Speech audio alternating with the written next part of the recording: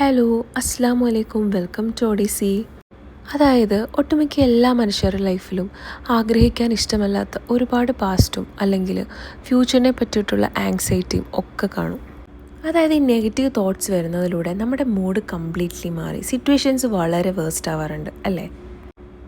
ഇനി നിങ്ങൾ ശ്രദ്ധിച്ച് കേൾക്കുക. ഈ നെഗറ്റീവ് തോട്ട്സിനെയും പോസിറ്റീവ് തോട്ട്സിനെയും രണ്ട് മരങ്ങളെ കാണുക, രണ്ട് ട്രീസ് ആയിട്ട് കാണുക. അതായത് ഈ നെഗറ്റീവ് തോട്ട്സ് നമ്മുടെ മൈൻഡിൽ വരുമ്പോൾ നമ്മൾ അതിന് അറ്റൻഷൻ കൊടുക്കാതിരിക്കുക, അതിനെ മൈൻഡ് ചെയ്യാതിരിക്കുക, അതിനെ അവോയ്ഡ് ചെയ്യുക. അതായത് വേറെ എന്തെങ്കിലും കാര്യത്തിൽ എൻഗേജ്ഡ് ആയിട്ട് മാക്സിമം അതിൽ നിന്ന് നിങ്ങൾ മാറി നിൽക്കാൻ ശ്രമിക്കണം. അപ്പോൾ ഈ നെഗറ്റീവ് തോട്ട്സിനെ നമ്മളൊരു വൃക്ഷമായിട്ടായിരുന്നല്ലോ കണ്ടത്.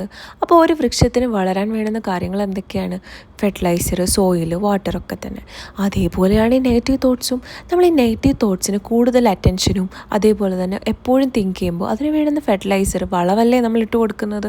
അപ്പോൾ നമുക്കൊരു ഓവർ തിങ്കിങ് മരത്തിൻ്റെ ആവശ്യമുണ്ടോ? അപ്പോൾ എന്ത് വൃക്ഷമാണെങ്കിൽ പോലും നമ്മൾ അതിന് വേണ്ടത്ര കെയറും അറ്റൻഷനും ഒക്കെ കൊടുത്തില്ലെങ്കിൽ അത് തീർച്ചയായിട്ടും ആ മരം ഉണങ്ങിപ്പോവും അല്ലേ? അതേപോലെയാണ് നെഗറ്റീവ് തോട്ട്സ്. നമ്മൾ ചിന്തിക്കാതിരിക്കും തോറും അത് നമ്മളെ വിട്ടു പൊക്കോളും. എങ്ങനെ? ആ ഉണങ്ങിയ മരം പോലെ. അതെ.